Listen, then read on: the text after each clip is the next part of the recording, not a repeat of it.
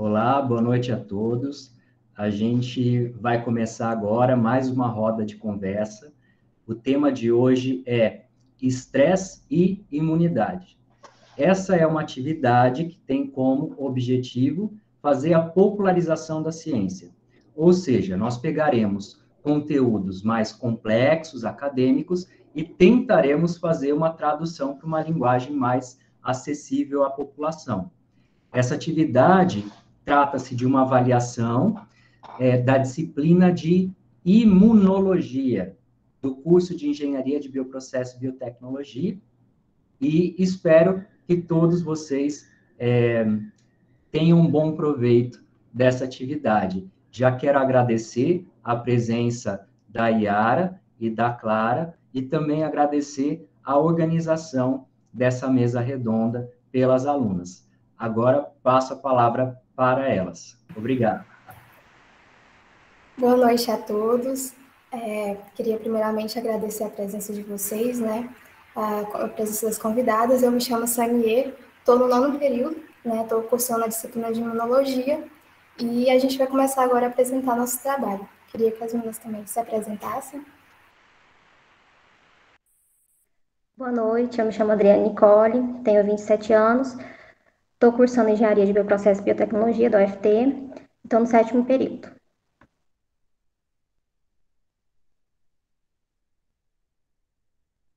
Meu computador vai travar. Boa noite, eu me chamo Maria Vitória, eu estou também no 9º período do curso de Engenharia de Bioprocesso e Biotecnologia, e eu gostaria de apresentar as nossas convidadas, queria pedir para elas ligarem a câmera. A Yara, ela é psicóloga, especialista em psicologia clínica e pós-graduanda em avaliação psicológica e psicologia do trabalho.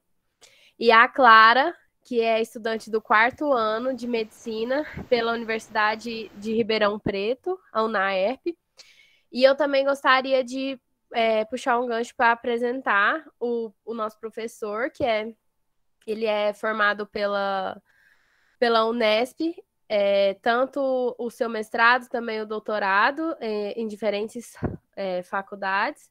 E eu também gostaria de agradecer muito ao nosso professor, porque eu acho que mais do que a sua formação, o jeito que conduz o jeito de conduzir as disciplinas nesse momento de AD, eu acho que para nós alunos é muito importante, porque a gente passou por um momento muito difícil de adaptação, e eu acho que a busca dele, junto com os alunos das disciplinas, fez com que a gente se entusiasmasse com as mesmas. Vou passar agora para a Sanier para a gente começar o nosso trabalho. Bom, então a nossa proposta é mostrar, né, a relação que o estresse tem com a imunidade. A gente tem que nossos ancestrais, eles tinham o estresse como um mecanismo de defesa. Então, ele sempre foi essencial para o nosso corpo, tipo, para enfrentar situações de perigo, por exemplo, fugir de animais na época, né, se manter atento, se manter ágil. Então, como que era feito? Como que isso acontecia, né? O corpo ele liberava adrenalina para o coração, cortisol lá para os músculos, e isso fazia com que o indivíduo ele tinha mais chances de sobreviver. Então, isso sempre foi muito importante para nós, seres humanos. No entanto, o estresse que a gente vivenciava antigamente não é o mesmo estresse que a gente vivencia hoje, né? Nossas preocupações hoje são tensões do trabalho, demora até em trânsito, problemas pessoais, cobrança de um lado do outro. E isso, né, leva o indivíduo a ter preocupações e entrar num estresse que a gente chama de estresse contínuo, que vai ser bastante abordado no nosso trabalho. E é esse estado, né, que vai afetar o nosso sistema imunológico e vai tornar a gente suscetíveis a algumas doenças. Então, no trabalho, a gente vai abordar tópicos que como é importante falar isso no momento, né, na pandemia, na pós-pandemia que a gente está vivendo, como que esses pacientes, novos pacientes e até os antigos pacientes que tinham problema, como que eles estão chegando agora, né, a procurar esse tratamento. A gente também vai falar sobre a resposta imune, quais são os agentes estressores, os hormônios que estão envolvidos nessa resposta, né?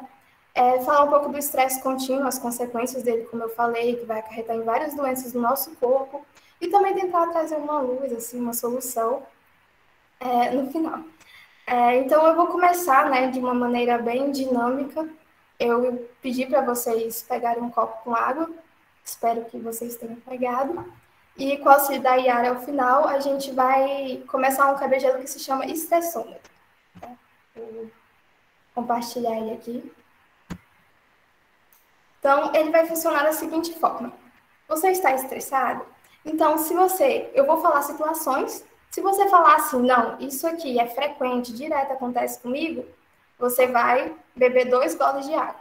Se você falar assim, às vezes, bebe um só. E se não acontece a situação com você, você não bebe. E no final, quem quiser compartilhar, falar aqui no chat, meu copo secou e tal, fiquem à vontade, tá? Então, eu vou começar aqui com situações bem simples, é só um checklist, medir o estresse de vocês. Já até coloquei mais água no copo. Tá aparecendo, né? Então, vamos começar com coisas básicas. No último mês ou última semana, não sei, como estava a sua autoconfiança? Estava baixa? Se a resposta for sim, minha autoconfiança estava muito baixa, você vai beber 2 goles. Se não, às vezes, 1 gole. Se não aconteceu, nada, ok? Então, vou falar um checklist. Então, autoconfiança baixa. Sentir-se constantemente cansado. Você se sentiu muito mal-humorado nesse último mês? Mais do que o costume? A ansiedade. Como que estava a ansiedade de vocês? Vocês acham que aumentou? Se sentiu mais irritado?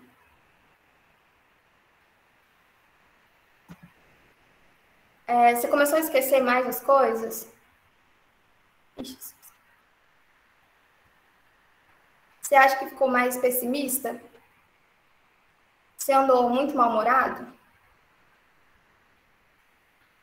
Você teve aí dificuldades para respirar? Né? Falta de ar? Você percebeu que teve uma perda de cabelo aí maior? Outros problemas que a gente também pode medir. Coração, você sentiu que estava mais disparado? Você teve alguma taquicardia? Você dormiu bem ou você não está dormindo bem? Se você não dorme bem, você bebe água. Se você estiver de boa, não beba. Dores no estômago, dores de cabeça, você acha que você sentiu mais nesse período? Você teve enjoos, por acaso? Perda de apetite. Você se sentiu muito frustrado, muito rápido? Você acha que teve um pouco de movimento aí com os outros? Você acha que sentiu perda de controle? Começou a acordar cansado? Você acorda e já sente cansado. Você sentiu que sua produtividade abaixou muito? Redução da sua produtividade? E aí? Você está estressado? Então, eu queria convidar agora a Yara, né, para me ajudar aqui a dar um diagnóstico para todo mundo. Yara. Então, o objetivo da dinâmica é a gente visualizar melhor. Digamos que o copo, ele é o nosso corpo. Então, à medida que a gente vai vivenciando essas situações, vai ficando vazio esse copo. Eu vi que teve gente aí que esvaziou o copo, outras pessoas ficaram pela metade. Então, quais são os sinais que eu estou ignorando? Né? Está acontecendo no meu dia a dia, está se repetindo e eu estou deixando passar. O objetivo da dinâmica é esse, que eu consiga me autoavaliar, né? E ver quais são essas situações, esses gatilhos que estão ativando esse estresse que eu estou deixando passar.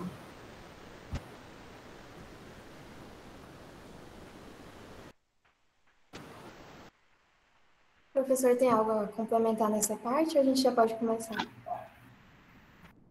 Não, eu achei muito legal.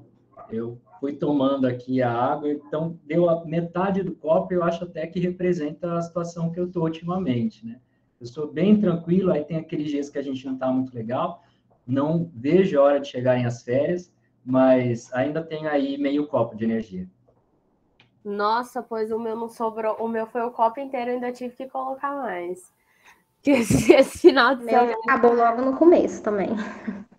Não, se fosse, porque a princípio iria ser o balão, né? Se fosse o balão, meu Deus do céu, nas 5 primeiras já ia ter estourado, com certeza. E é realmente, eu acho que a situação que eu tô vivendo, né? Porque eu acho que o estresse de final foi como eu falei, até que eu acho que eu tô sendo minha própria ratinha de laboratório, porque o estresse do final de período, ele, assim, destruiu minha imunidade, porque eu tô muito gripada e tem sido igual foi nessa última semana. Já tem uns 4 dias que eu tô assim, acho que no meu limite. Não vejo a hora de chegar amanhã para chegar às férias logo.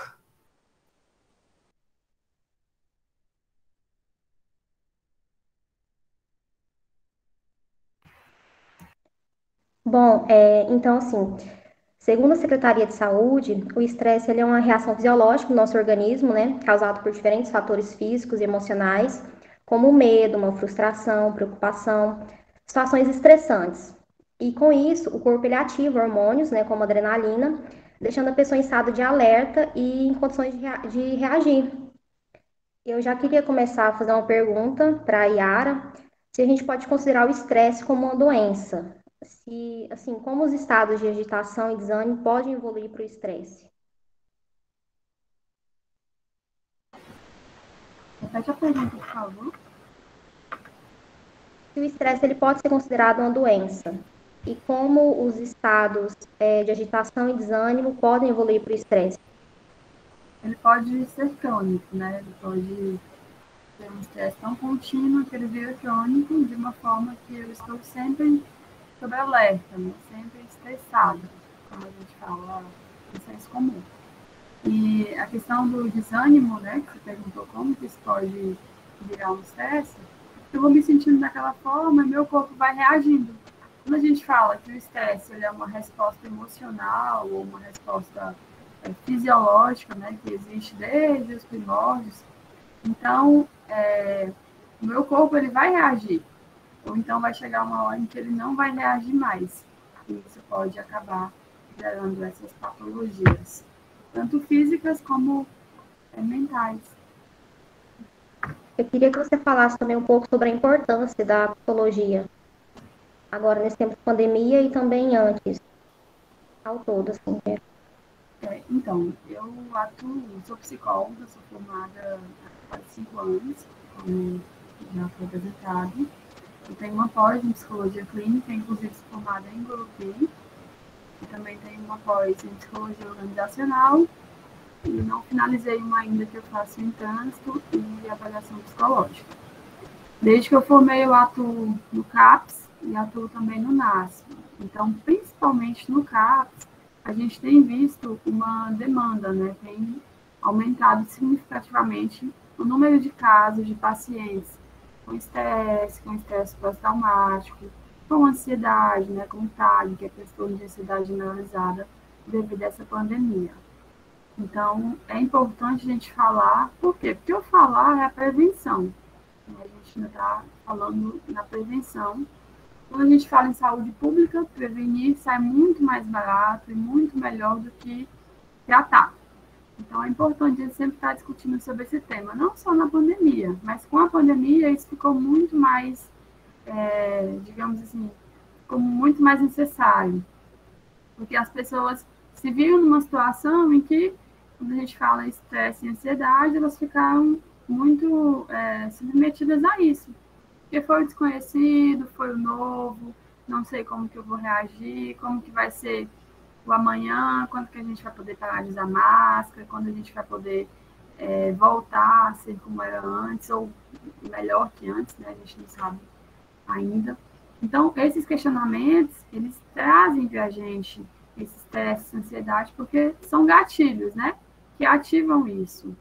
Então, essa é a importância. E a psicologia, ela vem, né, uma profissão que ainda é um pouco nova no Brasil, mas vem se tornando cada vez mais necessária. Inclusive, a gente tem psicólogo hoje, não só na saúde, mas em vários outros espaços, psicologia organizacional, psicologia do trânsito, na educação.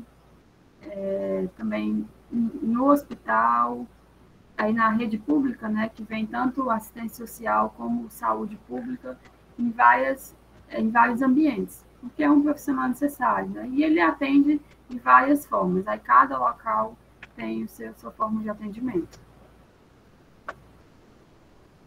Obrigada. Eu tenho uma dúvida. Ainda existe aquele preconceito em relação... Já começou a dar risada, já sabe até qual que é a pergunta. Ainda tem aquele preconceito de, eu não vou procurar um psicólogo porque isso é coisa de doido, né? Ou, eu não vou procurar psicólogo porque ele só conversa, então, se eu conversar com uma outra pessoa, isso já melhora, eu só preciso desabafar. Ainda tem essa resistência ou você percebe que isso está melhorando com o passar do tempo? Vem melhorando, né? Na verdade, existem 2 tipos de resistência, tanto em relação ao profissional, quanto em relação ao público que ele atende, né? Nós ainda temos aí a questão da luta antimanicomial, porque o paciente, o usuário do serviço de psicologia, de psiquiatria, ele ainda é visto, né, como um louco, como, é frescura, é falta de Deus, tá fazendo charme. Então, a gente enfrenta esses 2 tipos de preconceitos, né? Em relação ao psicólogo, ainda tem, né? Inclusive, semana passada mesmo, eu peguei uma paciente que não queria vir porque, eu não preciso disso, não preciso conversar, tá tudo bem comigo. E uma paciente que estava em crise mesmo, chorando, precisando, só que ainda tem essa resistência, né? Mas é uma resistência que a gente está conseguindo quebrar, a gente está ganhando espaço, principalmente quando a gente consegue trabalhar com uma equipe que tem esse olhar, né? Hoje nós temos aí, a gente entende que saúde, antigamente, o que era saúde, né? Era a ausência de doença. A gente pega hoje saúde, é um bem-estar biopsicossocial. Então, a gente entende que eu preciso analisar aquele indivíduo nessas 3 esferas, socialmente, fisicamente, psicologicamente.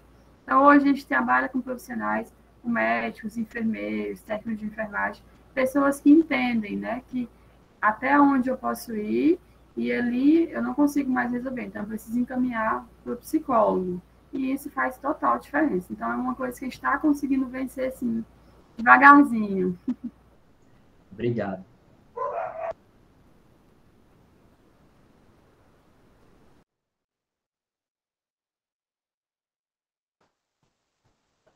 Eu acho também essa questão da quebra de tabu, só completando, quando eu era pequena até, eu lembro que minha mãe tentou me levar no psicólogo umas 2 vezes e eu entrava chorando no consultório e não queria de jeito nenhum, falava assim, não, vou contar minhas coisas para essa pessoa desconhecida, então acho que um pouco do tabu vai assim, a pessoa pode ser igual comunicativa, gostar de conversar e tal, mas ela assim tem um tabu em contar suas coisas para uma pessoa desconhecida, mas que no caso é quem vai te ajudar, né?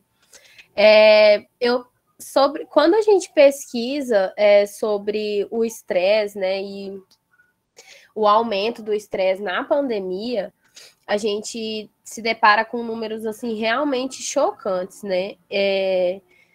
Eu estava vendo que hoje em dia cerca de 50% ou mais da população mundial ela vai ter algum problema desencadeado pelo aumento do estresse, ou ela já tem, e com a pandemia assim, intensificou mais ainda, porque eu acho que o ser humano ele é muito dependente da questão do contato, igual do toque, do abraço, do encontrar, das festividades.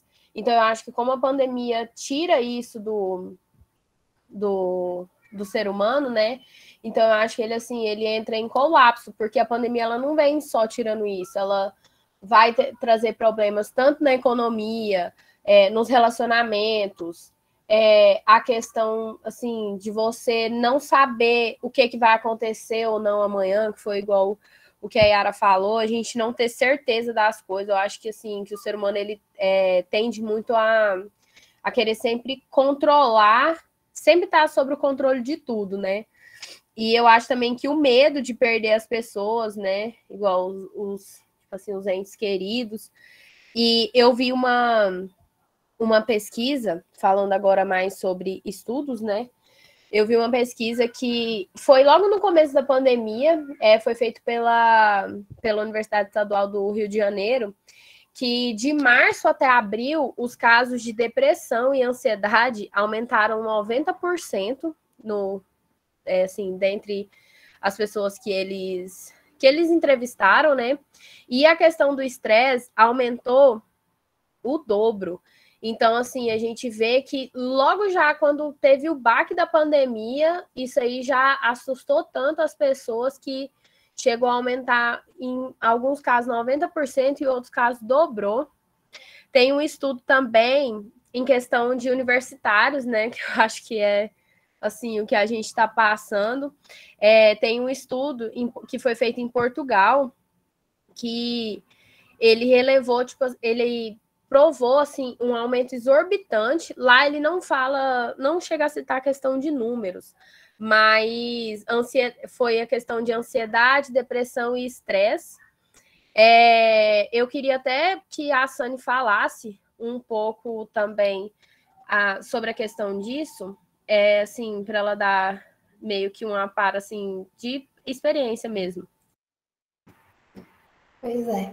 Então, eu acho que até foi ironia quando a gente escolheu esse tema, né? Porque eu sempre, assim, fui uma pessoa muito acelerada, sempre gostei muito de fazer as coisas. Então, quando eu vim aqui, eu moro sozinha, né, aqui em Gurupi, então eu ia para a faculdade às 7 horas da manhã, voltava às 6:30 da tarde, e aí já ia fazer alguma coisa com meus amigos.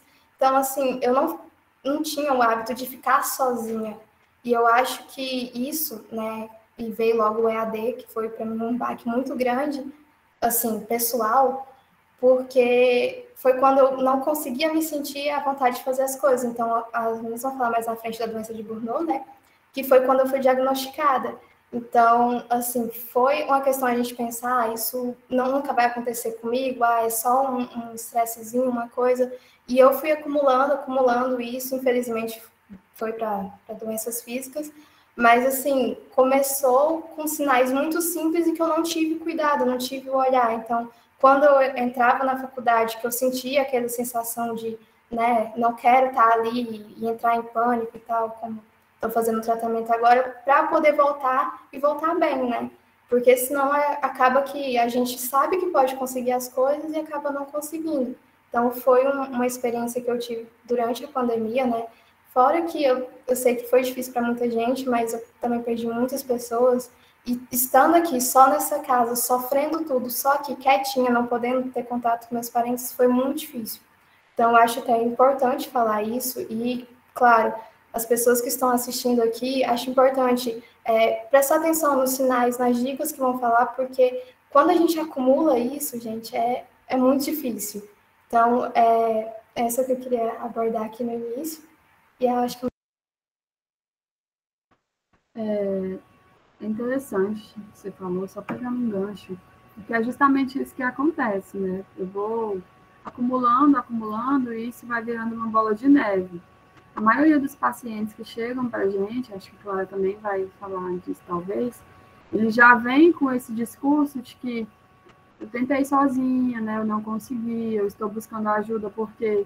Aí você pergunta, há quanto tempo você sente isso? Há 3 anos, há 5 anos. Então, é uma coisa em que a pessoa ela tentou só primeiro.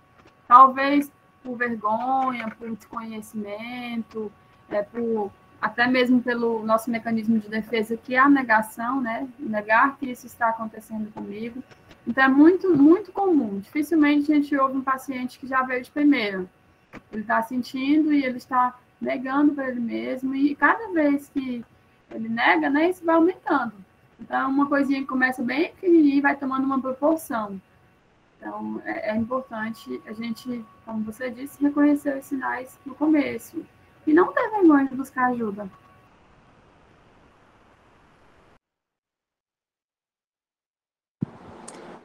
Eu só ia fazer um comentário em relação à história que a Sani contou, que eu li num artigo, falando mais em termos epidemiológicos, que a classe que foi mais afetada por esses problemas, né, transtorno de ansiedade e tal, durante a pandemia, foram mulheres solteiras que moravam sozinhas.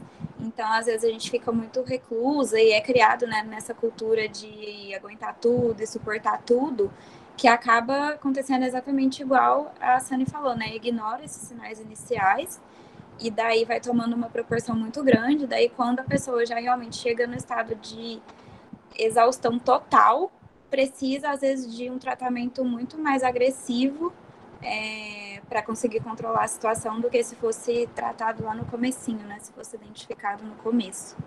Então, a mensagem é realmente procurar ajuda desde o começo. Eu acho que uma questão também muito importante, não só da questão igual de procurar ajuda, eu acho que a grande maioria também das pessoas, elas dão um jeito de ter uma válvula de escape para o problema. Eu acho que isso chega a ser assim um mal do ser humano, porque é muito difícil uma pessoa que, nossa, ela de primeira ela já vai enfrentar o problema que ela está passando. Eu queria até fazer um gancho para a questão do uso, né, assim, do uso exacerbado de álcool e drogas, e que eu acho que com a pandemia, assim, teve, eu acho não, né, tipo, comprovado, teve um aumento, assim, exorbitante, e eu queria que a Clara falasse agora um pouco mais sobre isso também. Com a pandemia teve um aumento muito grande, né, do uso de bebidas alcoólicas e de outras drogas. Eu trouxe alguns dados de alguns estudos feitos pela Organização Pan-Americana da Saúde, que é a OPAS, e ela apontou que teve um aumento de 42% do abuso de álcool durante a pandemia de Covid-19 no Brasil. Inclusive, a venda de bebidas alcoólicas de forma online aumentou 93%. E por que, né, essa predileção pelo álcool? O próprio isolamento social, ele gerou muita ansiedade, muito estresse, muita insegurança nas pessoas, mesmo a incerteza desse cenário que a gente está vivendo, a própria solidão obrigou as pessoas do mesmo núcleo social a conviver de forma muito próxima, e isso acabou gerando, né, aumento nos níveis de estresse, de ansiedade, de depressão. E o álcool, ele é uma droga que é anestesiante, né? Então, a semelhança de outras drogas também, como a maconha, que eles não são excitatórios, eles são anestesiantes. Então, às vezes, a pessoa acaba utilizando álcool e outras drogas com esse efeito para anestesiar esses sentimentos, para parar de sentir aquilo que ela está sentindo. Então, acabou que a pandemia gerou realmente o cenário perfeito para iniciar ou para aumentar o uso de outras drogas. E um dos dados mais relevantes que eu encontrei nos estudos é que a quantidade de pessoas que procurou atendimento para resolver esse problema do abuso de álcool foi mínimo. Então, assim, as pessoas não viam isso realmente como um problema. Se tornou tão parte do cotidiano ali da pandemia que elas não procuravam ajuda mais. E era até comum, né, cair naquelas justificativas de e hoje o dia foi péssimo para mim. Vou tomar uma bebida alcoólica para amenizar. Ou hoje teve um motivo de comemoração. Vou tomar uma cerveja para comemorar. Então, assim, foram sendo criados, né, vários contextos e várias justificativas para normalizar esse uso e esse abuso da bebida alcoólica, e que acaba caindo na dependência química, tanto da bebida alcoólica quanto de outras drogas. A dependência é quando a pessoa ela precisa tanto usar aquela substância que altera a forma como ela vê o mundo e como ela interage com as pessoas. Então, acaba alterando os seus padrões sociais, o seu comportamento, mas a pessoa não se importa com isso, ela se importa apenas com o uso, né, daquela substância. E isso é um grande problema, né, de saúde pública e que aumentou durante a pandemia.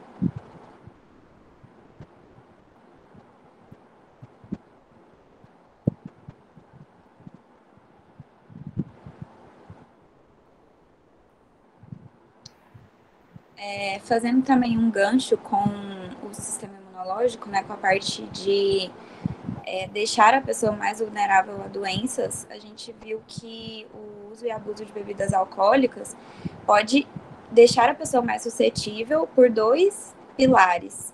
Um é porque ele aumenta a liberação de cortisol, e o cortisol, como as meninas vão falar, interfere no sistema imunológico, ou seja, deixa a pessoa mais suscetível para contrair algum tipo de doença. E o outro pilar é que a pessoa, ao consumir bebida alcoólica, ela já se insere num contexto de quebra de isolamento social, o que se coloca numa posição de risco para contrair doença, né? Tanto o Covid-19, como, por exemplo, a gente está vendo agora uma disseminação da influenza H3N2, porque está tendo um afrouxamento das medidas de isolamento. Então, o uso de drogas, o uso de álcool pode sim culminar numa maior disseminação de doença. Eu queria fazer um gancho com a Yara, porque eu acho que é muito comum a pessoa assim, eu sou muito estressada, ou nossa, eu sou muito ansiosa.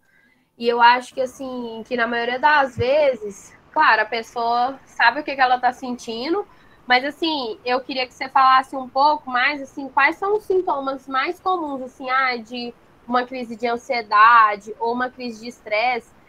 E eu também tenho uma dúvida muito importante, porque, assim, é mais, até, assim, uma coisa pessoal, tipo, nossa, eu tô passando por uma crise, tipo assim, nossa, muito ansiosa, nossa, tô sentindo meu coração palpitar, ou meu coração, tipo assim, doer mesmo, que eu queria saber se, assim, se nosso cérebro é capaz de transformar uma dor, assim, psíquica em uma dor física. Ou se isso é, assim, só coisa da nossa cabeça mesmo. Primeiro, a gente precisa desconstruir essa ideia de que a nossa vida é uma linha reta, né?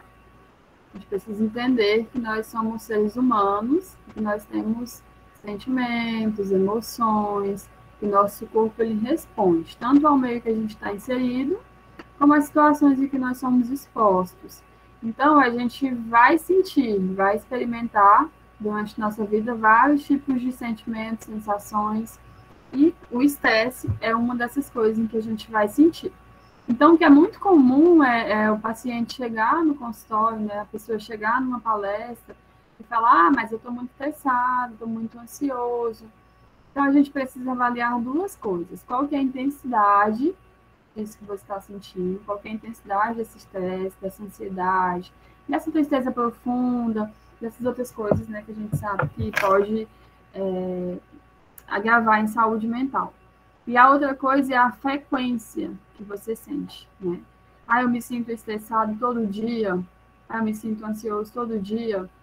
E também avaliar se isso está te atrapalhando a ter uma vida bacana, a ter um sono de qualidade, a se alimentar, a conviver socialmente com as pessoas do seu círculo. Então, a gente precisa avaliar essas coisas, né? Entender se isso é prejudicial para a gente. Né? Por quê? Porque aquela ansiedade normal, digamos assim, aquele estresse normal, é algo que eu vou sentir, eu vou experimentar, mas vai passar. Por exemplo, a ansiedade. A gente fala ansiedade, ela é uma resposta emocional. Então, se eu vou fazer uma prova, se eu vou encontrar uma pessoa especial, se eu vou dar uma palestra, eu vou ter uma roda de conversa, se eu vou para uma consulta, eu fico ansiosa, eu fico, né, ali, aquilo é um gatilho para mim, mas vai passar. Depois que eu viver aquela experiência, vai voltar tudo normal. Diferente de quando eu já estou tão sob alerta, que tudo me deixa ansiosa, que tudo me deixa estressada, que tudo me deixa muito agitada. Então, nesse caso, eu preciso buscar ajuda. Então, é importante que vocês avaliem isso, né? Qual que é meu nível, qual que é a minha intensidade de estresse, qual que é a minha frequência. É algo que está ocorrendo, que eu estou perdendo esse controle? Então, nesse caso, eu preciso procurar ajuda. Em relação à questão de que se a gente pode transformar uma dor emocional em física, né? Na verdade, é um conjunto, porque o nosso corpo, ele responde. Então, se eu fico muito ansiosa, isso vai trazer respostas físicas, né? Na questão da ansiedade, por exemplo, o paciente, ele sempre reclama que ele sente um aperto no peito, o coração está acelerado, a boca está seca, sente dor aqui na tensão, nessa parte da musculatura, às vezes até outras queixas, né? Como dor no estômago, a pele fica mais pegajosa, mais gelada, as mãos ficam trêmulas. Então, por quê? Porque o nosso corpo, ele responde. Estou naquela situação estressante, naquela situação que eu estou ficando ansiosa, o meu corpo, ele vai tentar se defender. Então, ele vai responder com até mesmo as questões físicas. Inclusive, é muito comum um paciente que chega com um pico de estresse muito alto ou de ansiedade, antes ele ter ido num cardiologista, porque ele acaba confundindo com um problema, uma demanda cardiológica. Ele não entende que é saúde mental de primeira. Eu estava pensando aqui na pergunta que você fez, né, da dor, e eu acho que é válido, assim, porque a taquicardia, né, palpitação, ela acaba causando um estresse para o seu coração, acaba aumentando o trabalho dele, e o coração, ele é um músculo, então quando exercita de forma excessiva, tem um acúmulo ali de ácido lático, e o ácido lático é ácido, então causa dor. Então, é bem possível, sim, com certeza, na verdade, que a sua dor é real. Você não é doida. Que bom, né? Só para dar um gancho nessa conversa e contar mais o resto da minha experiência, eu comecei vomitando bastante, né, enjoada, passando mal. E aí a Maria acompanhou, fiz 1 milhão de exames, fui em tudo quanto é tipo de médico. E eu lembro que no último que eu fui foi no meu ginecologista. E foi tão estranho que, assim, fui lá atrás de uma coisa, né, e aí voltei, eu até acho que é errado, as meninas podem até falar depois, voltei com a receita de Rivotril. Eu lembro que eu cheguei em casa, mostrei pro meu pai e falei assim, então, acho que eu tô doida. Porque não foi uma abordagem, eu não considerei uma abordagem muito correta de me contar que eu estava com essa doença, que era, né, esse profissional que eu tinha que tratar. E foi até legal o jeito que a Yara falou, porque assim, a gente sente a doença, a gente vai atrás da doença física, né? Tratar o corpo, a gente não pensa em tratar a mente. Dando até um outro exemplo também, rapidão, antes da Adriane. A minha avó, a Clara até conhece ela, assim, sempre foi uma pessoa, na verdade, a pessoa mais calma que eu conheço. E eu acho que a pandemia e o medo que ela sentiu da pandemia, na verdade, o medo que ela sente até hoje, mesmo com a terceira dose, ela usa máscara, assim, dentro de casa, com as pessoas que ela convive 24 horas. Eu acho que isso elevou tanto o nível de estresse dela que hoje em dia ela tem que tomar remédio para dormir. E ela teve muita resistência no começo, porque era exatamente isso. Nossa, eu tô ficando doida. Aí eu falava, vó, a senhora tem. Não adianta, ela, tô com insônia, aí procurava lá, igual o clínico que sempre cuida dela lá tal. Aí eu falava, vó, isso não é coisa física, você tem que procurar uma ajuda psicológica. Aí ela foi no psicólogo, aí o psicólogo, assim, encaminhou ela para o psiquiatra, porque realmente, assim, ela tem um nível de ansiedade, assim, muito alto. E eu acredito que se não fosse a pandemia, ela não teria desenvolvido, sabe? Eu acho que, assim, não no nível que desenvolveu, porque é igual a Sônia falou, questão tipo, de ser muito ativa, e aí ela, quando ela se viu ter que ficar trancada dentro de casa, eu acho que ela pensou assim, eu acho que ela foi literalmente assim um surto para ela, né? E que no caso trouxe consequências, né? Não, eu queria só fazer uma pergunta para a Yara. Se, assim, você acha que com a pandemia aumentou a procura pelos profissionais de psicologia?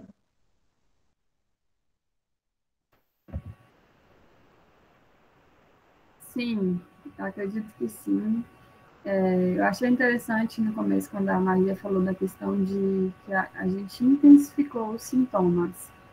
Na verdade, o que eu acredito que aconteceu nessa pandemia é que a gente se freou, né? Então, a gente tinha uma rotina muito acelerada, todo mundo tinha uma vida aí bem corrida, e de repente a gente precisou ficar em casa, trancado, sem ir para a aula, sem ir para o trabalho, sem fazer as nossas coisas do dia a dia. Então, nesse momento, a gente olhou para dentro da gente. Acho que muita gente que não conseguia, estava ignorando ali os sintomas, os sinais, nesse momento se percebeu. E claro que porque intensificou, né? Então, as pessoas ficaram mais ansiosas, ficaram com mais medo, mais estressadas, e isso contribuiu para que esses sintomas eles explodissem, né? Daquilo que a gente estava ignorando veio à tona. E aí, isso fez com que as pessoas procurassem mais ajuda, né? Nossa maior demanda aqui mesmo onde eu atuo foi pessoas com medo, com ansiedade, com estresse. Obrigada. Agora, entrando um pouquinho na parte assim, da resposta mesmo do nosso corpo ao estresse, eu queria falar brevemente sobre a resposta imune, né? E o nosso corpo, então, ele vai receber uma ameaça. Eu quero que o professor e a Clara e a Yara também me corrijam se eu estiver errada. Mas, assim, o corpo ele vai receber uma ameaça e, então, vai aumentar a tensão, tanto física quanto psíquica, né? E eu estava vendo que vai ocorrer também, que chama um ciclo tóxico do estresse.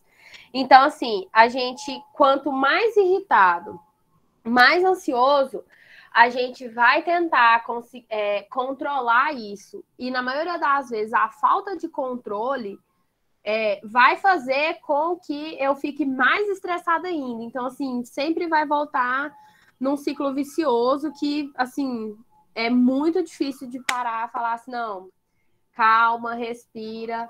Até porque eu acho que, assim, a gente não percebe muito, né? Quando tá, assim, quando tem que realmente dar uma pausa.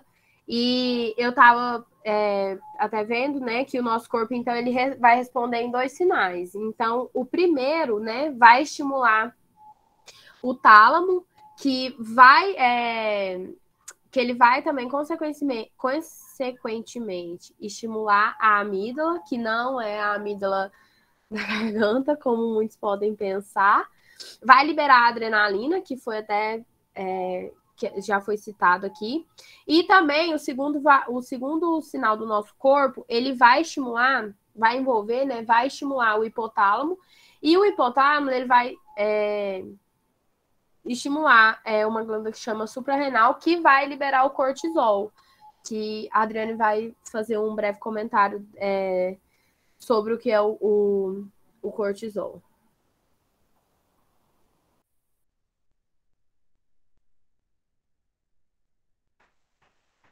A Maria começou a falar, né, das respostas imunes, mas acho importante também a gente contar um pouco os agentes estressores, né?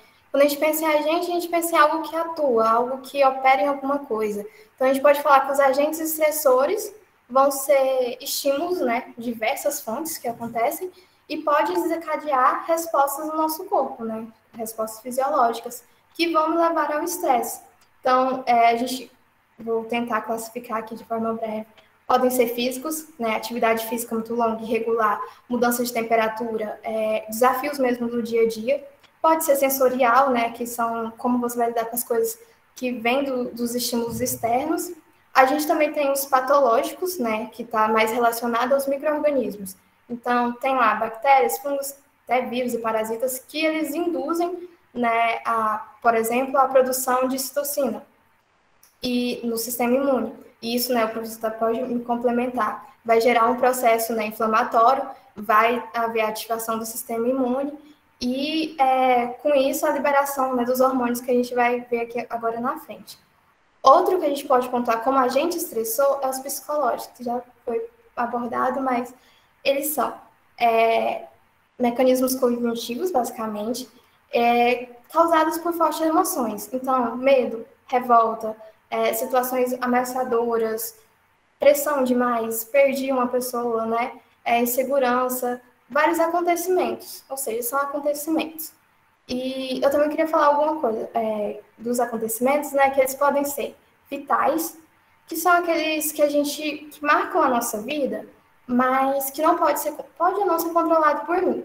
Exemplo, um acidente, né, que acontece, uma gravidez, um novo emprego, então eu fui despedida. Então, são coisas que estão ou não no seu controle, mas que te marcam, que te afetam ali. Tem também os acontecimentos menores, né? Situações do nosso dia a dia que vai afetar a nossa vida de forma significativa naquele momento. Então, por exemplo, um vizinho barulhento aqui do meu lado, ou então estou no trânsito e o trânsito está caótico aí em grandes cidades, né? Ou então o cachorro dá água latindo de madrugada. São pequenos estresses, mas que me afetam ali de alguma forma. E a última situação de acontecimento, né, são as questões crônicas, que vai referir mais ao tempo, né, e o tempo que esse estresse está gerando em mim. Então, por exemplo, relacionamentos abusivos, né? A pessoa ela sempre ali é submetida todo dia àquela agressão psicológica ou física, depende. Também pode ser um exemplo de uma tensão crônica, uma coisa que ela está vivendo ali todos os dias e que, né, só vai desencadear cada vez mais a levar doença. Em situações que ocorre essa exposição a esses agentes estressores, né, há uma percepção pelos nossos sentidos. Então, nosso tato, audição, visão e olfato é o que vão perceber, né? Que vão sentir naquele momento. Então, vão ser emitidos sinais para o nosso sistema nervoso, e que é o sistema límbico, né?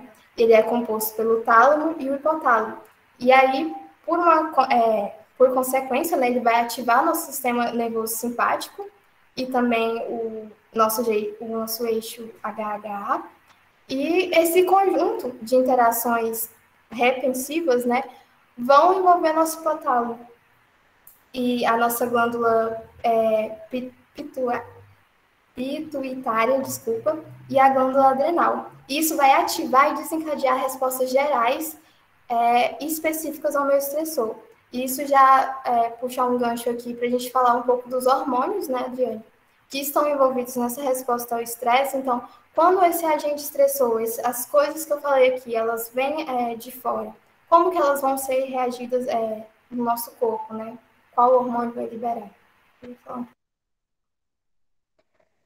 Então, quais são esses hormônios, né, que estão envolvidos?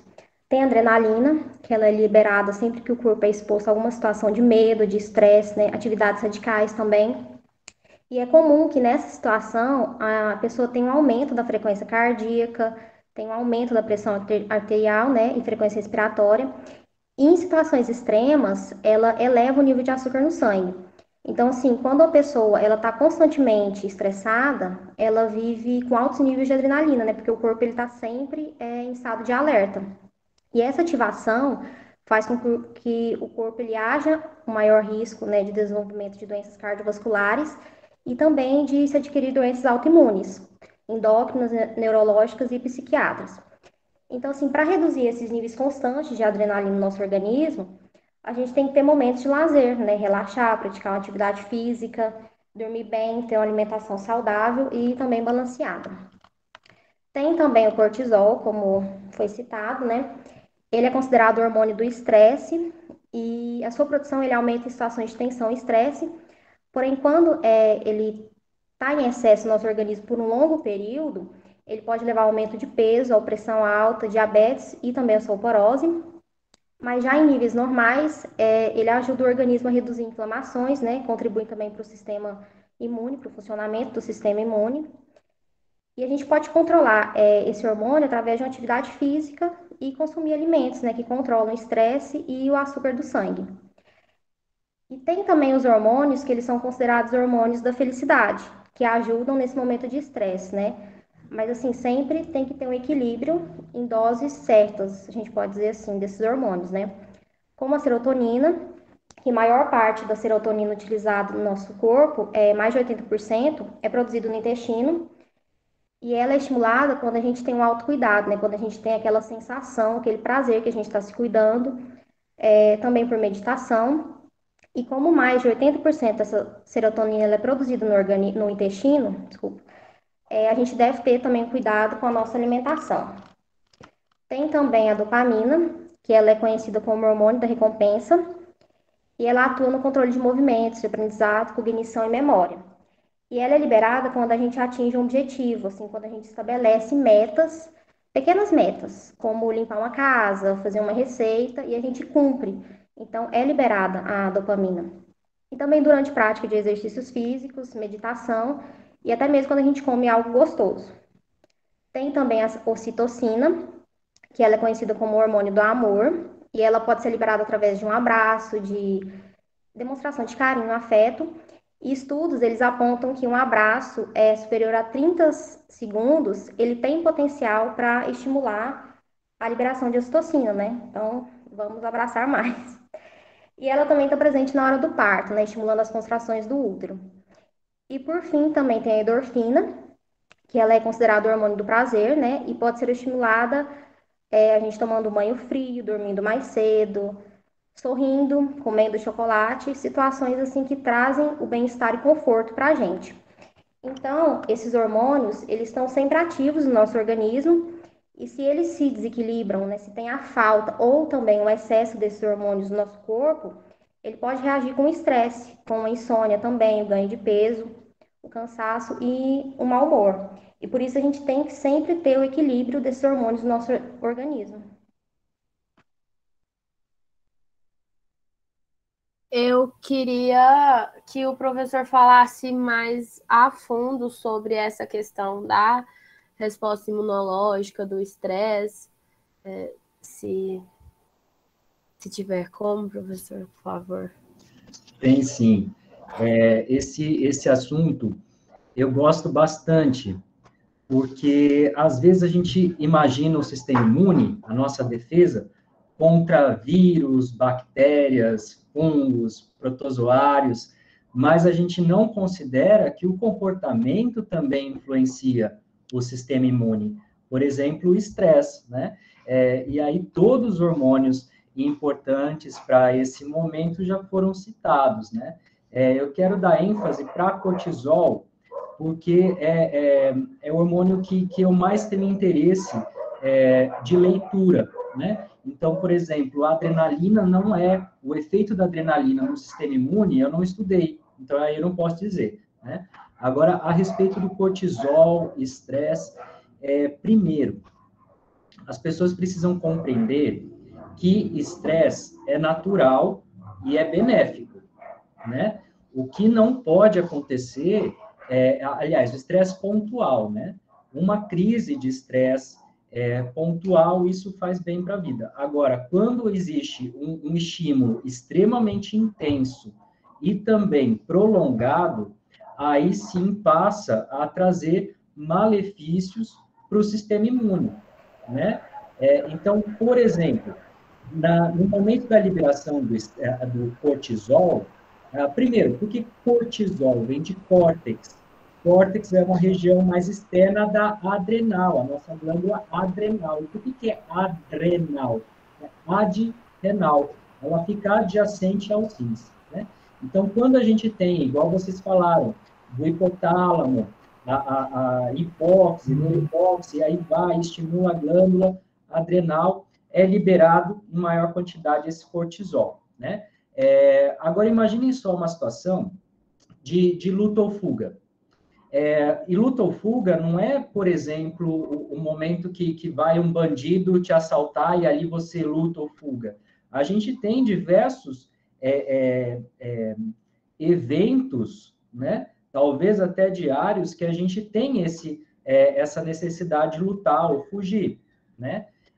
Então, para você ter uma ideia da importância desse mecanismo de luta ou fuga, vamos supor que, vamos para a pior das hipóteses, você está na savana, lá na África, e um leão vai para cima de você.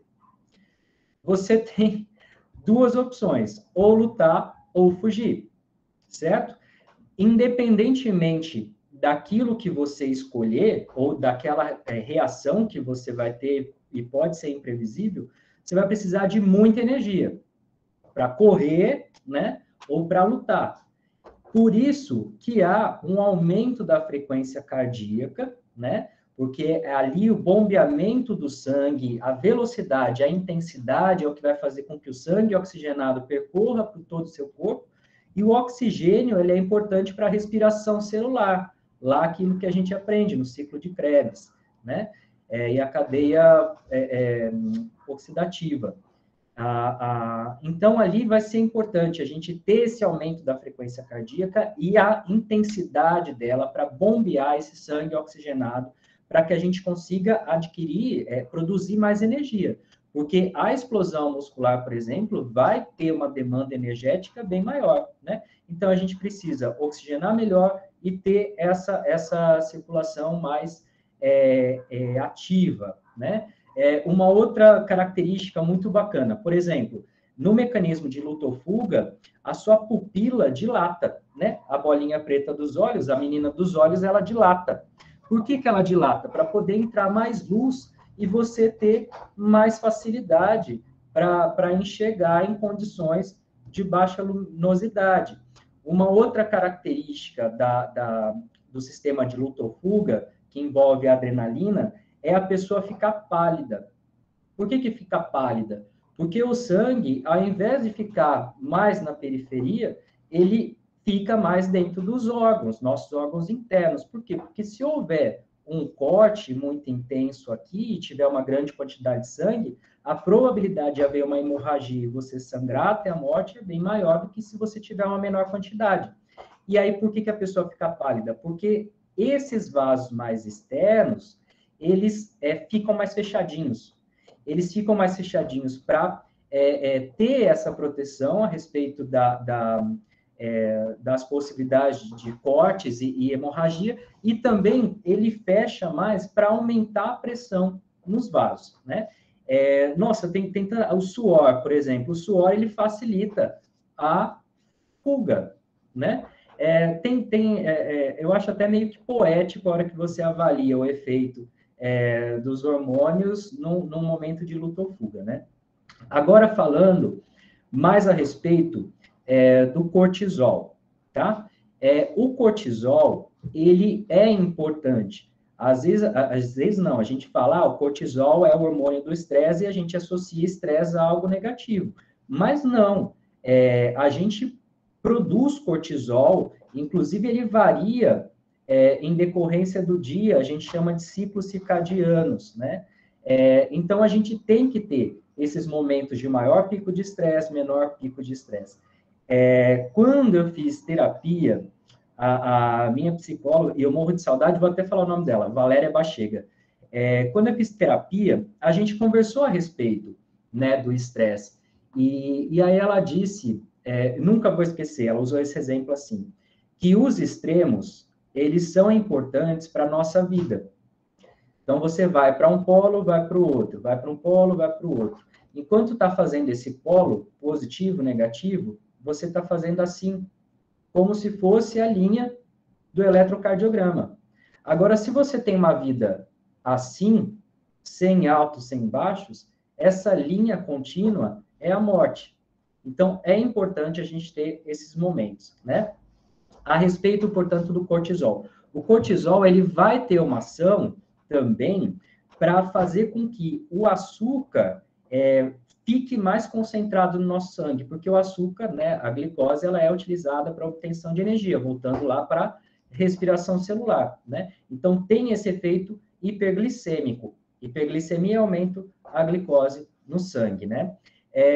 Isso vai fazer com que, bom, ok, eu tenho mais glicose no sangue, fora da célula.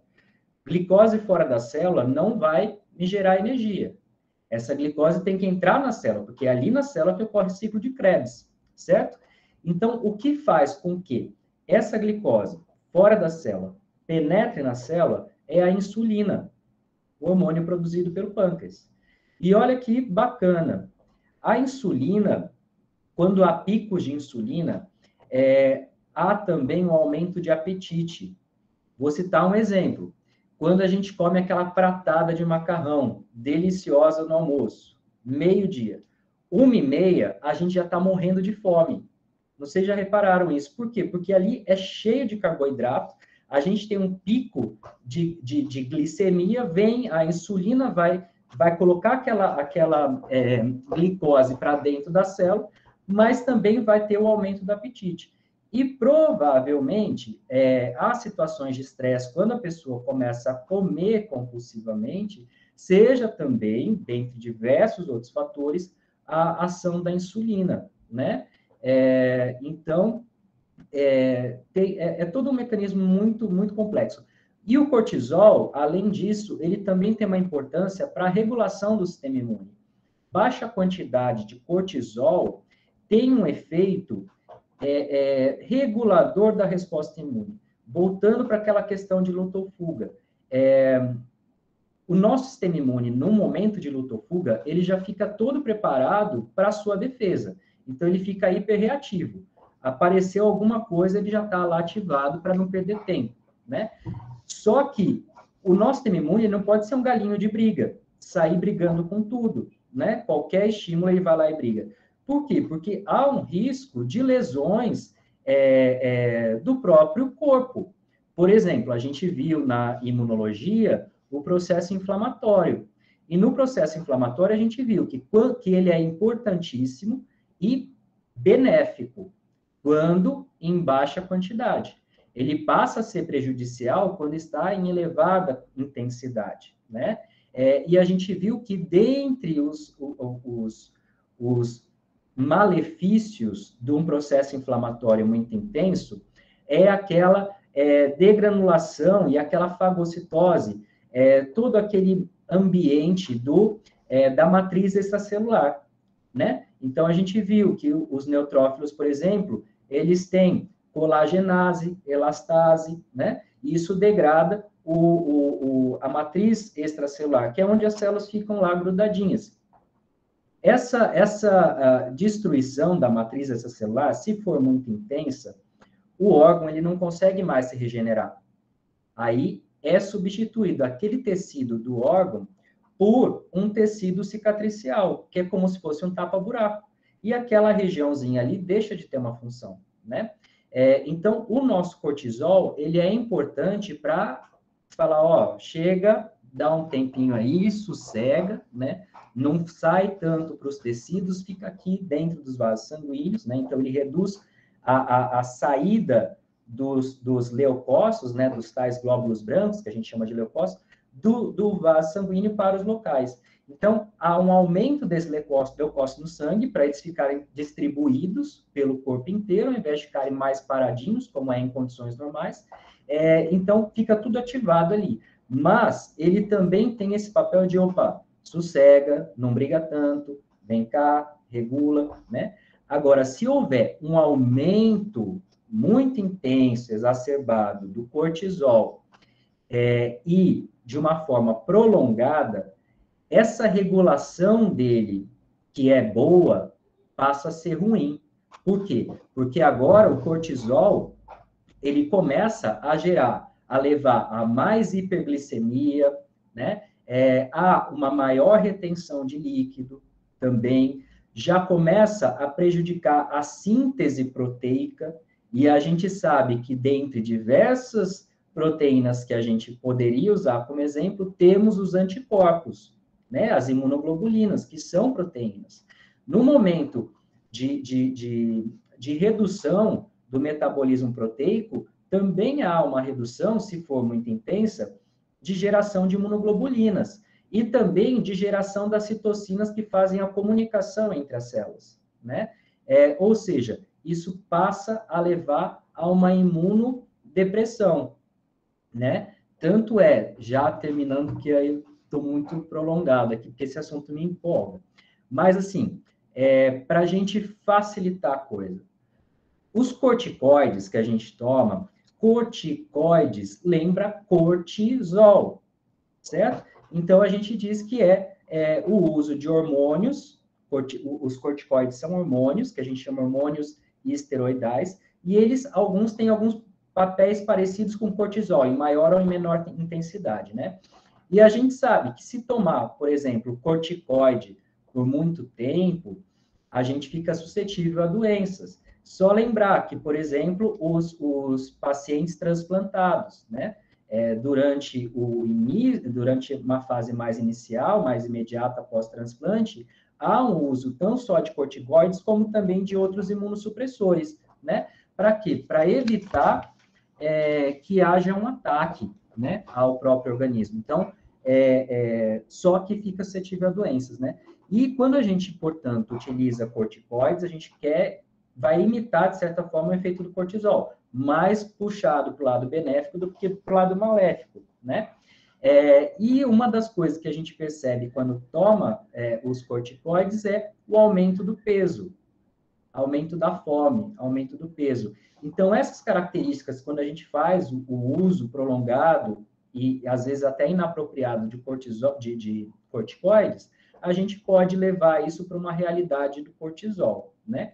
Enfim, gente, é muito bacana essa área, né? Quando a gente consegue associar imuno com cortisol, mas vocês perceberam também que a Yara, ela já partiu para uma parte mais psicológica, né? Então, reparem só, tudo é muito dinâmico, né? Como mente sã e corpo são, eles estão tão relacionados, né?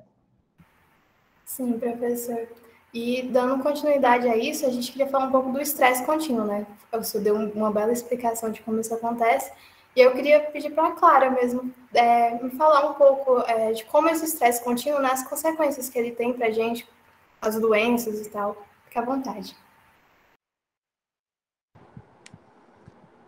Bom, eu acabei dividindo as consequências para o corpo humano, né, como um todo, em agudas e crônicas.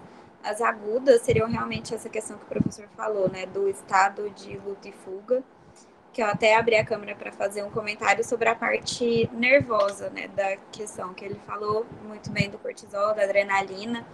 E a adrenalina, ela é secretada pelo sistema nervoso autônomo. Por que é autônomo? Porque ele funciona sem a gente pensar, sem a gente raciocinar. Ele funciona de forma autônoma do nosso pensamento. Então, e ele se divide em sistema nervoso simpático e parasimpático. E o simpático, ele vai ser excitatório e vai liberar mais adrenalina. E o parasimpático vai ser inibitório e vai liberar a acetilcolina. E o que o simpático vai fazer? Ele vai atuar no coração, então ele vai aumentar a frequência cardíaca, provocando ataque cardíaco do estado de luta ou fuga. Ele vai provocar uma dilatação da passagem do ar pelos brônquios do pulmão. Então, ele vai facilitar a hiperventilação, culminando numa taquipneia. Vai fazer a compressão dos vasos sanguíneos, então vai aumentar a resistência vascular periférica e causar um aumento da pressão arterial. Vai provocar a dilatação da pupila, que o professor falou também, que é a chamada midríase, e aumentar a entrada de luz e provocar uma visão mais aguçada, né? E vai provocar a sudorese, pele fria, pela própria vasoconstrição dos vasos. E o parasimpático, o que ele vai fazer? Ele vai redirecionar o fluxo sanguíneo dos órgãos que são menos vitais para os mais vitais. Então, eu lembro que quando eu tive essa aula, o professor falou assim, pensa, se chegar um urso em cima de você, o que você quer que funcione? Você quer que funcione o intestino? Não, né? Melhor não, é melhor que funcione o coração do que o intestino. Então, o parasimpático vai redirecionar o sangue do intestino para o coração, para o pulmão, para o cérebro, para os músculos, entre outros. E daí, vai fazer, né, todos esses efeitos que o professor falou do estado de luta e fuga. Agora, de consequências crônicas. Começar pelas cardiovasculares, onde a adrenalina e principalmente a noradrenalina vai ter um efeito muito importante no coração, porque esse aumento, né, da atividade cardíaca vai provocar uma hipertrofia do músculo do coração, uma hipertrofia como se fosse a hipertrofia da academia mesmo. Tem um aumento do volume do coração, só que isso não é muito positivo, leva a uma condição que chama insuficiência cardíaca. Ele fica tão grande que ele não consegue se expandir e dessa forma também não consegue bombear o sangue que tem lá dentro, provocando a insuficiência cardíaca, provocando a arritmia, que a arritmia é quando ele não consegue bater de uma forma rítmica. Ele começa bate aí para, e bate 3 vezes e para. E essa arritmia, essa insuficiência pode levar a outras condições, como, por exemplo, o acidente vascular encefálico, que é quando obstrui artérias no cérebro e provocar sequelas muito mais importantes. Pode também ter a arteriolosclerose coronariana, que é quando tem obstrução das artérias que suprem o coração, levando a uma isquemia ou necrose do miocárdio. O que é isso? É o infarto do miocárdio. A pessoa começa a sentir dor e daí vai ver o músculo tá isquemiado. Outras condições que podem ocorrer são as doenças metabólicas, né? O aumento do cortisol, ele vai provocar o estado de hiperglicemia no organismo, o que pode levar a uma resistência insulínica. E o que é essa resistência insulínica?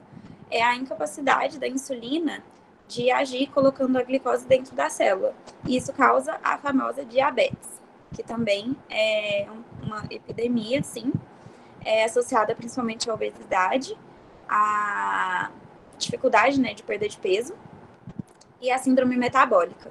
A síndrome metabólica, ela indica elevado risco cardiovascular, elevado risco de acidente vascular encefálico e elevado risco de diabetes. Ela é caracterizada, entre outros parâmetros, por gordura abdominal, por elevados níveis de colesterol, por pressão elevada e a glicose elevada. E olha, a gente vê no consultório que é assim, muito, muito, muito comum. A maior parte dos pacientes que chegam preenche praticamente todos os critérios para síndrome metabólica, o que é muito preocupante, né? Tem as doenças neurodegenerativas, como Alzheimer, envelhecimento precoce, porque o cortisol acaba causando uma degeneração dos telômeros, e isso proporciona o envelhecimento precoce das células. Pode levar nas mulheres a síndrome dos ovários policísticos e a falência ovariana, porque o cortisol acaba alterando, né, ali o eixo dos hormônios. E a síndrome do ovário policístico, ela é caracterizada por um aumento dos níveis de androgênios, que é um dos efeitos do cortisol.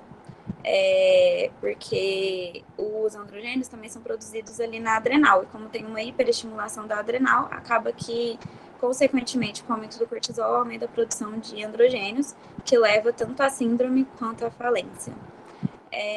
Pode acontecer também a artrite reumatoide, o lúpus eritematoso sistêmico, que são doenças autoimunes, onde as próprias células de defesa atacam as células do corpo, e isso é causado por uma disfunção mesmo do sistema imunológico, devido ao aumento do cortisol.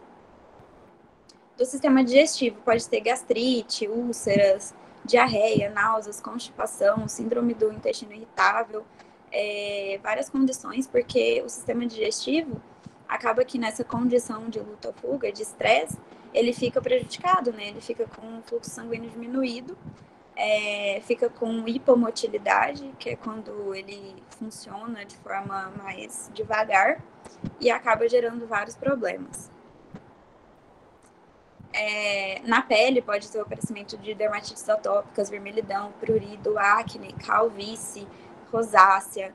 Pode ter a manifestação do bruxismo, que é quando range o dente, né? A pessoa com ansiedade, principalmente à noite, fica rangindo o dente. Meu pai é dentista e ele fala que, assim, junto com a pandemia do Covid, teve uma epidemia de bruxismo.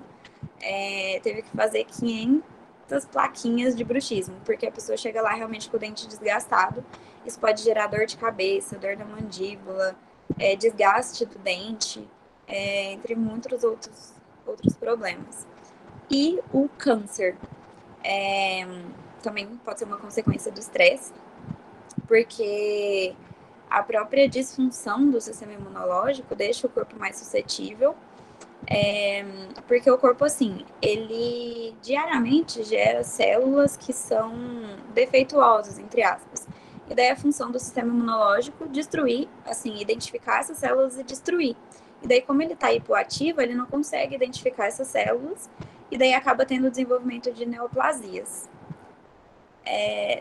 Tem muitas outras alterações e muitas outras doenças que eu posso falar. Eu acho que agora a Yara pode entrar um pouco nas doenças mentais, que eu não falei, para deixar ela exclusivamente com essa parte.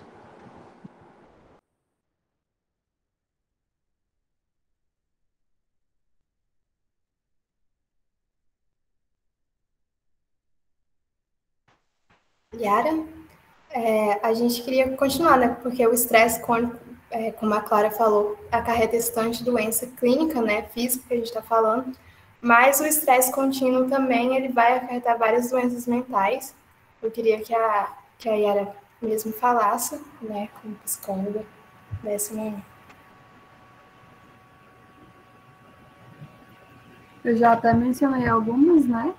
Que é questão de ansiedade, estresse pós-traumático. Nós temos também síndrome de Burnout, né? Que também já foi falado aqui. E as doenças ocupacionais, né? Voltadas mais para o estresse no trabalho. E também, acho que a TAG, questão de estar generalizada. Até uma possível depressão, né? Porque isso é uma coisa que pode desencadear outra coisa e vai levando aquela bola de neve que a gente comentou no começo. Essas são as mais comuns.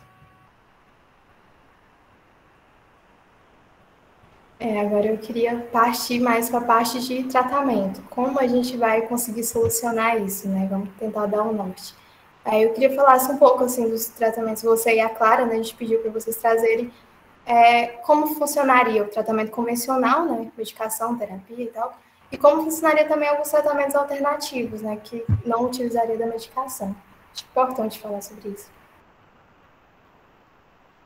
Então, eu trabalho com a abordagem da cognitivo-comportamental, né? Nós chamamos de tratamento ouro, que nós falamos, e, na verdade, são 3 coisas, né? O acompanhamento medicamentoso, quando necessário, porque nem todo caso é necessário, isso depende de uma avaliação, e nada que a gente fale aqui substitui a avaliação profissional, individual. Então, tem tratamento medicamentoso, tem acompanhamento psicológico, e aí um estilo de vida saudável, né? Se não tem esse estilo, mas tentar estabelecer ou reestabelecer, né? Com atividade física, com sono de qualidade, com uma alimentação e com toda uma rotina aí.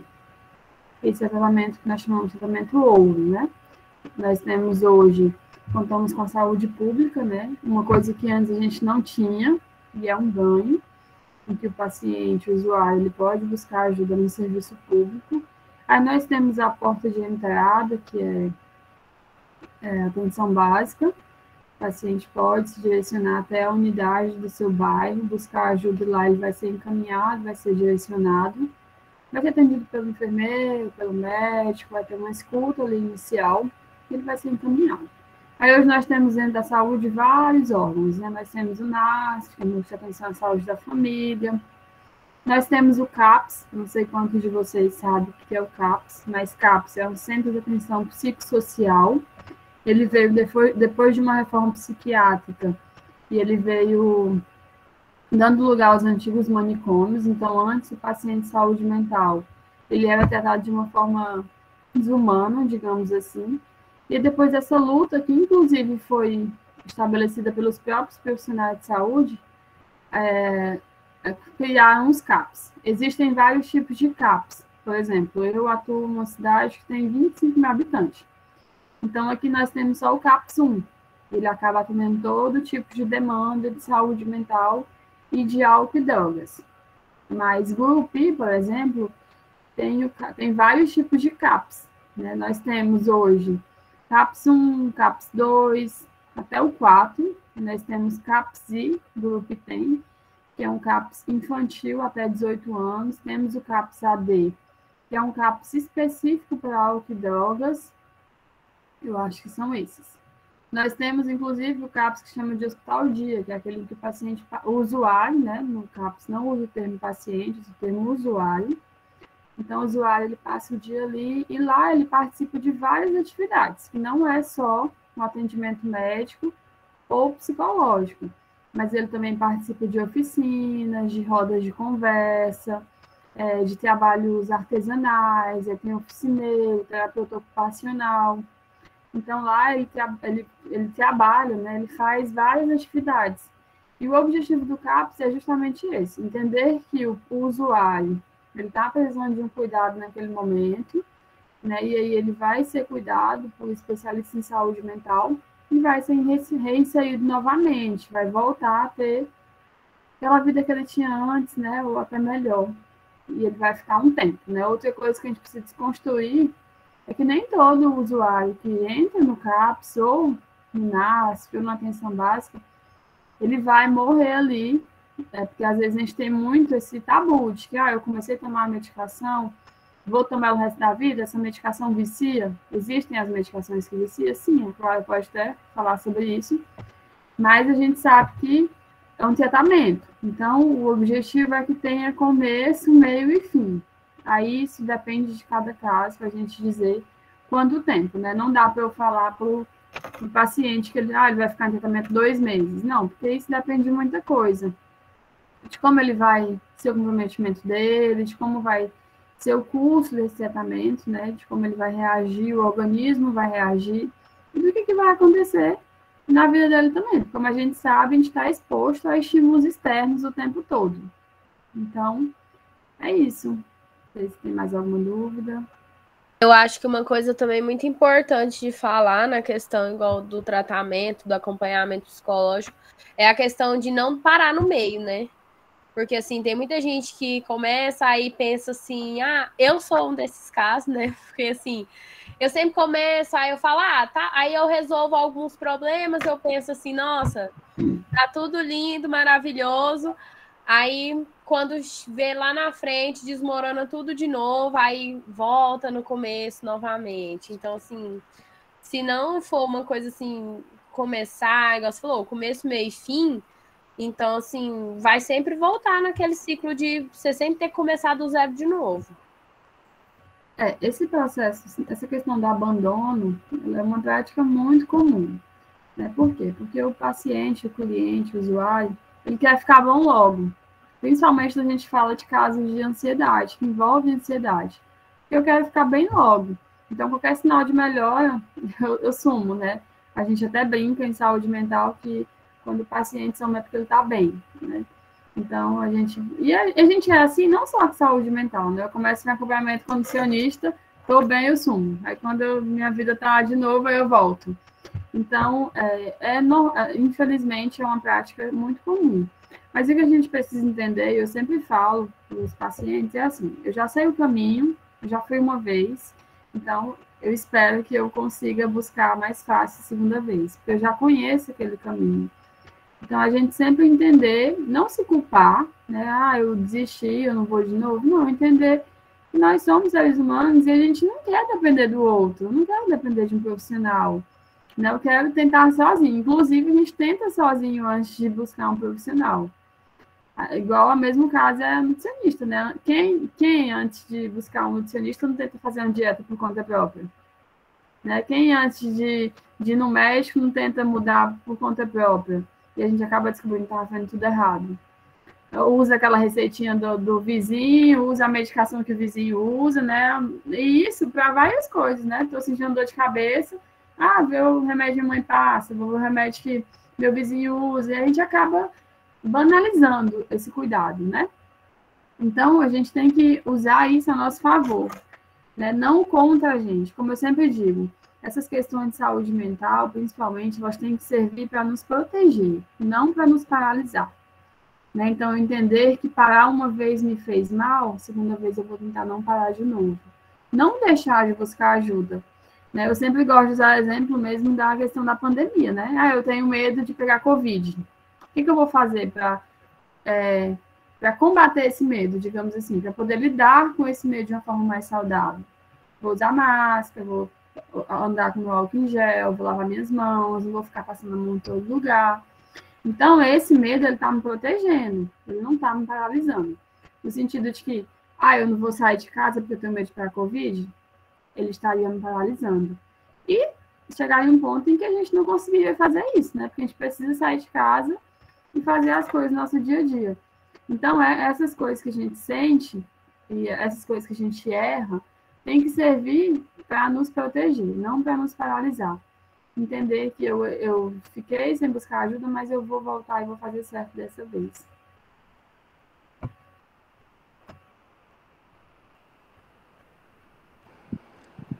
Da terapia medicamentosa, quando a Maria pediu para eu falar um pouco sobre isso, até me debate um pouco, né? Porque não existe um medicamento específico para o controle do estresse. A gente sempre vai indicar as medidas de mudança de estilo de vida associadas à psicoterapia. Esses são realmente o tratamento de primeira linha de escolha para tratar o estresse.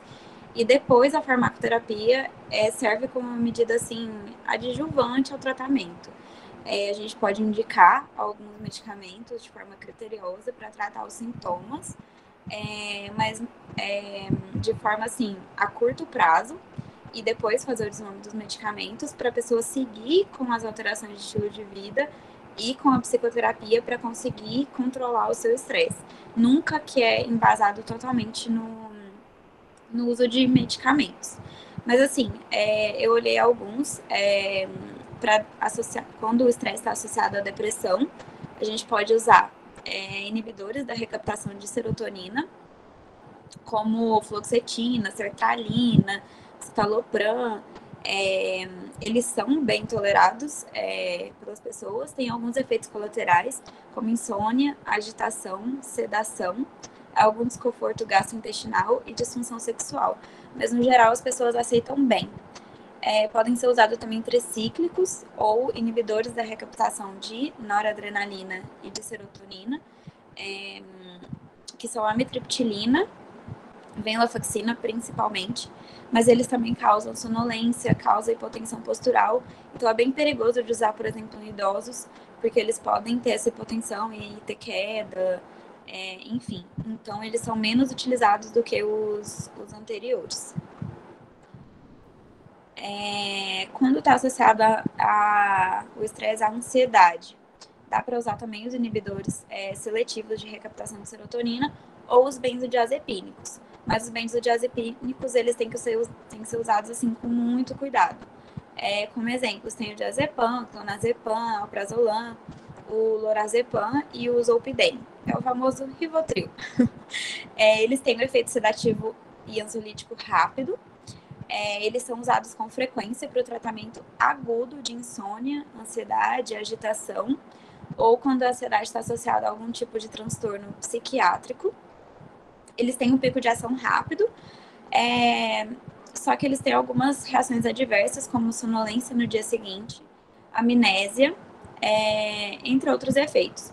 E quando a pessoa usa por um longo período, eles causam a síndrome da abstinência, provocando ansiedade, nervosismo, inquietação, irritabilidade, fadiga, tremor, insônia, fraqueza, etc. Então, eles são usados realmente no tratamento agudo por no máximo 2 meses, e aí depois é diminuída a dose gradualmente, 25% por semana, até conseguir fazer o completo desmame do medicamento.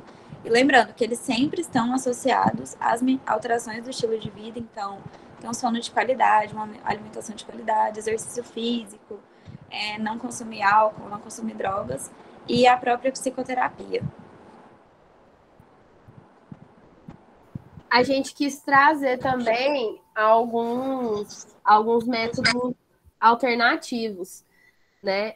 Porque igual a Clara falou que quando eu pedi para ela falar sobre a questão mais dos medicamentos, ela relutou um pouco, então a gente separou alguns, igual além da mudança de estilo de vida. Assim, eu acho que são coisas que a maioria das pessoas sabem, mas não fazem. Eu queria falar, eu queria citar até... Eu vou deixar a Sani falar primeiro sobre uma dos... Ai, como é que chama? Ai, amiga. Iniciativas. Isso aí. A gente separou um pouco porque, assim, como foi mostrado, né, assim, na pandemia, trouxe essa busca, assim, de ter um cuidado, né? Tornou-se, a gente quis trazer o cuidado. Então, assim, foram criadas várias plataformas de ajuda, né, na internet hoje. Tudo bem que a gente entende que a gente tem que, sim, atrás de um profissional que saiba o que está falando, que né, tenha propriedade, como a Yara falou, cada caso é um caso, claro, isso nada substitui o tratamento profissional, mas algumas plataformas são importantes. Algumas iniciativas também de grandes corporações. Eu trouxe o exemplo do Instagram, porque eu achei uma curiosidade muito importante. Acho que desde o ano passado, 2 anos atrás, não sei.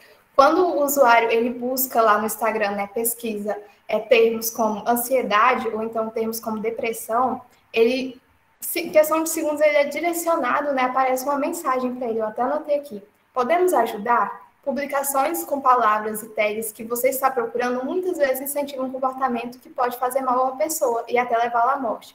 Se você está passando por uma situação difícil, gostaríamos de ajudar. Então, a gente sabe que quando a pessoa está ali no auge, né, naquele negócio, ela começa a pesquisar na internet porque é o que está na mão dela ali, o que está acessível. Então, iniciativas dessas grandes corporações são muito importantes, né? A partir do momento, igual do Instagram, que o usuário ele tem ele entra no navegador, né? Ele é direcionado diretamente para um centro que é de valorização da vida, que é o CVV, né? Muito importante, muito bem falado no Brasil agora, que é uma ONG, né? Filantrópico, acho que a Yara deve conhecer bastante, pode até me falar, mas ele já te direciona para lá e eu até abri o portal aqui, é muito interessante. Então lá tem lá o chat, você pode conversar por bate-papo, ou se você pode ligar também. Isso, aí pode ligar, ou então ter um acompanhamento ali, alguém para conversar com você. Então eu achei muito importante, né? Eu acho interessante, na verdade. E a Maria também pesquisou uns canais, não foi, Maria? YouTube? Sim, mas eu sigo uma página no YouTube que eu acho assim, muito interessante. Ele é de um psiquiatra e ele é professor da USP. Então, eu acho assim, a forma com que ele passa o conteúdo muito dinâmica, assim, sabe, não de maneira clara e objetiva, que dá para todo mundo entender. E ele dá várias dicas, igual ele não fala só de medicamentos, ele fala lá de, por exemplo, chás calmantes, ou ele dá dicas de como diminuir a ansiedade, ele dá dicas de, como fugir da depressão. Então, assim, eu acho o conteúdo dele muito legal. Chama Saúde da Mente, o canal. E também tem três páginas, na verdade, no Instagram, de 3 mulheres que eu acho muito interessante, que uma é da Carol Rache, que além da página no Instagram, ela tem um podcast no Spotify que chama Acenda Sua Luz. Então, assim, ela é mais a questão também do autoconhecimento, da questão da meditação, porque igual, quando você pesquisar métodos alternativos para o controle do estresse, sempre vai falar meditação, yoga, uma coisa muito importante também, tentar manter uma rotina, igual assim, nessa questão de pandemia, foi uma coisa que, para mim, pessoalmente, também ajudou bastante, porque eu acho que quando eu não tenho, assim, uma rotina fixa, que era o que a gente estava acostumado a ter antes da pandemia, então eu acho que, assim, o mais perto que você possa chegar de uma rotina, eu acho que ajuda bastante no controle do estresse.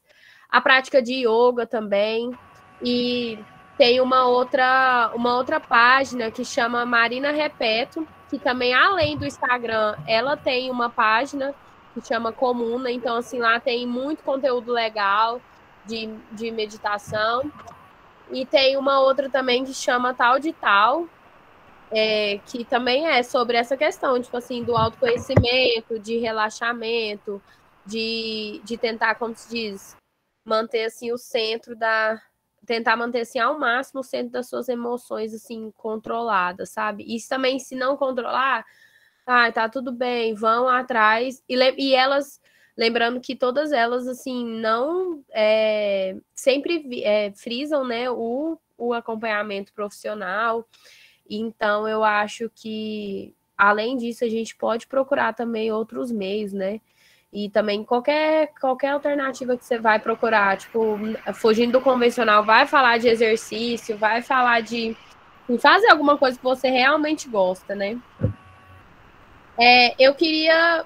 Quer falar alguma coisa, Yara? Sim, o CVV, né, ele existe, como já foi falado pela colega, e além de acessar, você pode ligar 188, né, 128, e aí são voluntários espalhados por todo o país, todo o território nacional. Então, é meio que algo urgente, né? Eu estou vivendo uma crise de ansiedade, de alguma coisa, estou até mesmo com ideação suicida. Então, essa pessoa ela vai te atender. Isso não substitui o atendimento profissional, mas naquele momento em que a pessoa está em desespero, está precisando de ajuda e não tem como ir até um profissional, até como buscar ajuda ali mesmo na cidade, ou com um profissional especializado, então ela pode recorrer a isso, né? Uma válvula aí que a gente tem para poder as pessoas buscarem essa ajuda. Outra coisa também é a questão da psicoterapia social, né? É uma psicoterapia com valor mais acessível. E, normalmente, todas as cidades têm psicólogos que fazem esse tipo de serviço. Disponibiliza algumas vagas para psicoterapia social, um valor mais em conta. E tem também a Clínica Escola de Psicologia. O grupo tem esse serviço. São estagiários, né, que estão do 7º ao 10º período. Então, você vai, faz a triagem, tem uma fila de espera, você vai ser chamado e vai ter acompanhamento psicológico. Eu mesmo já estagiei nessa clínica, inclusive já atendi alunos das faculdades. Então, é muito bom, né, para o universitário, que a gente sabe que está numa situação financeira não tão legal, né? Então, buscar esse serviço e contar com ele é muito bom.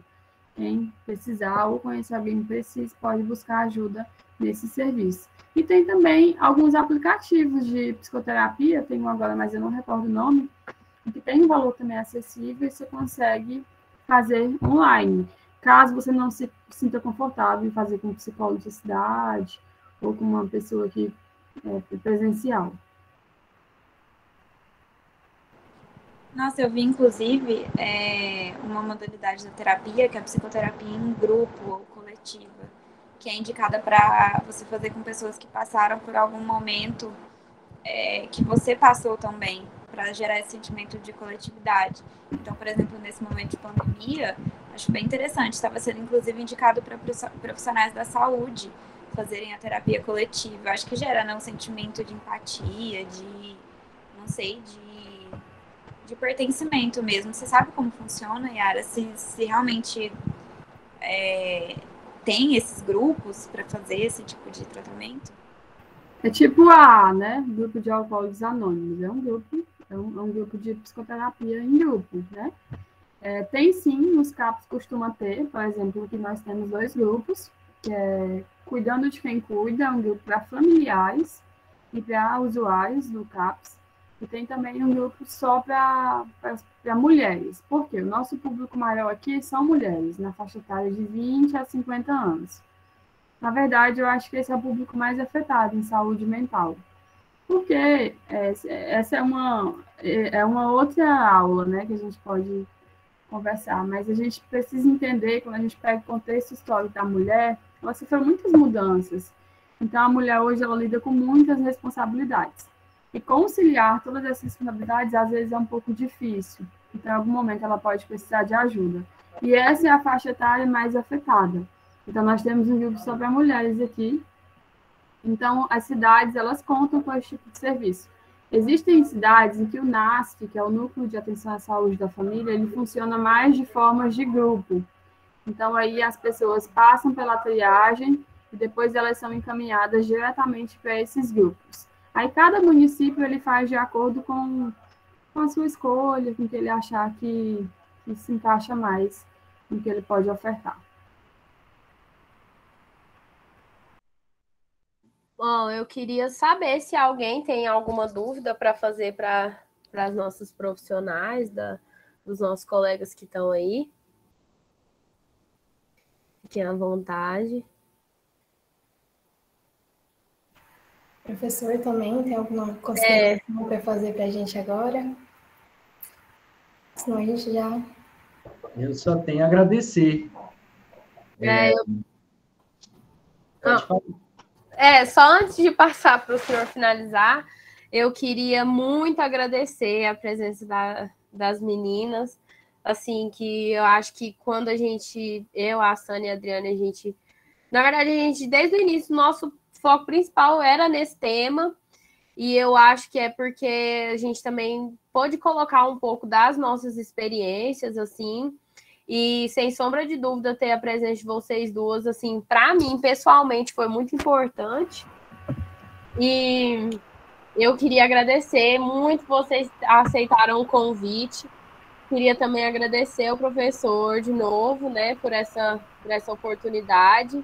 E eu espero que vai ser um sucesso.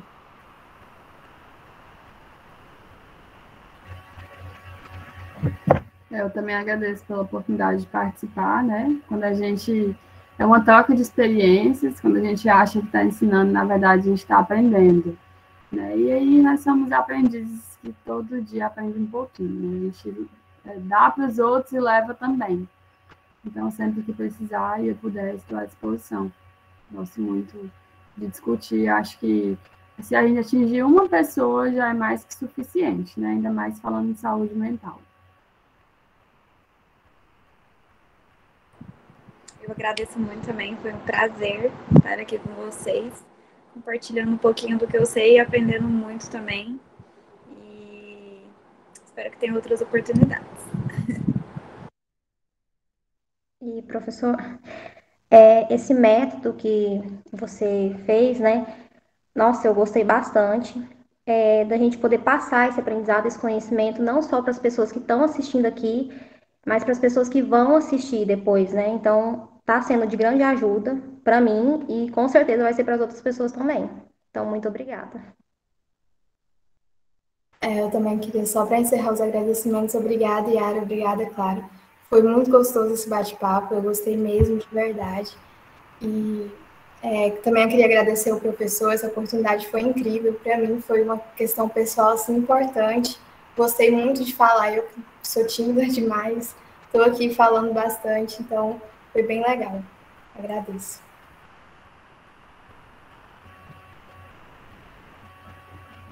Pessoal, tudo se resume à gratidão.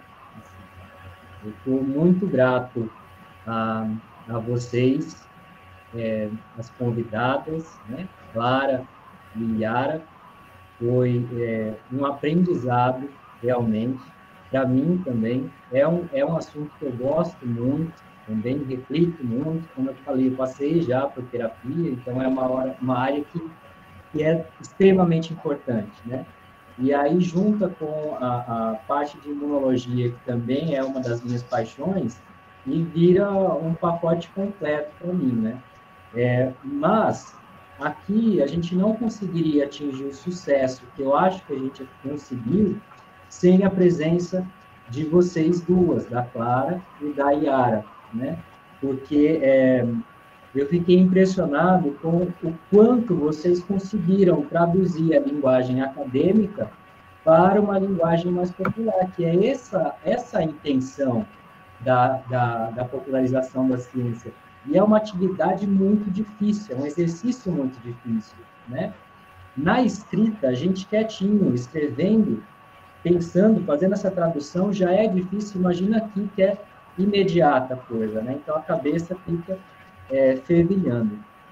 E também agradecer as meninas, né? A Adriane, a Maria Vitória e a Sanier, pelo empenho de vocês, por encontrarem a Clara e a Yara, né? Por fazerem o roteiro, por assumirem o compromisso e nada disso. Vocês me agradeceram, mas eu preciso agradecer vocês também, meninas, porque não adianta nada o professor propor algo diferente se vocês não pegarem a oportunidade, né? Então, eu só tive segurança de passar isso para vocês. Agora eu posso afirmar que é segurança, porque vocês deram conta, vocês pegaram e levaram para a vida, né? E a respeito desse evento, como eu já disse anteriormente, isso é uma avaliação, que no final vai gerar uma nota para a Adriane, para a Maria Vitória, para a Sanier, e eu acredito que essa avaliação ela é muito mais importante, muito mais efetiva do que se fosse uma prova escrita perguntando o que é sistema imune. Defina a imunidade inata, né? Vocês podem achar isso na internet, vocês podem me procurar para esclarecer, né? Agora, esse exercício que vocês fizeram, eu acho que vai além, né? Hoje o professor ele tem um outro papel, muito diferente daquele de ir lá no quadro explicar e o aluno ficar anotando e tá tudo bem, né? Então, eu vejo que a gente conseguiu avançar. Foi uma ferramenta pedagógica e também uma ferramenta útil, porque eu não vou guardar essas provas no meu armário, né? Isso daqui vai ficar para as pessoas, e eu tenho certeza de que quem olhar, quem assistir essa roda de conversa, vai aproveitar muita coisa. E como tanto a Yara quanto a Clara falaram que vieram aqui, às vezes, com a intenção de ensinar e estão saindo com muito aprendizado também, confidenciando, a epígrafe da minha tese de doutorado, defendida em 2014, é uma citação da Cora Coralina, que é feliz aquele que transfere o que sabe e aprende o que ensina. Esse é o meu lema profissional. E eu gosto tanto que não sei se numa das vezes que eu gesticulei, deu para ver a tatuagem que eu tenho aqui, né? E aqui, esses escritos é justamente a epígrafe da minha tese. Feliz aquele que transfere o que sabe e aprende o que ensina, né? Então, quero agradecer, é só gratidão mesmo que fica. Clara, com certeza a gente vai trabalhar junto ainda. Espero que isso sirva até como intercâmbio, né? Fazer essa troca, ela é legal. Hoje tem essa tendência da mobilidade acadêmica, né? Não necessariamente fisicamente, mas aqui isso facilitou muito, né, a nossa vida.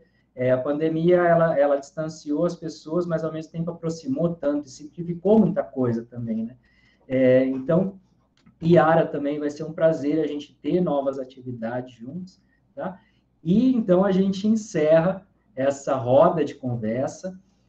Espero que vocês tenham gostado, tanto quanto nós gostamos.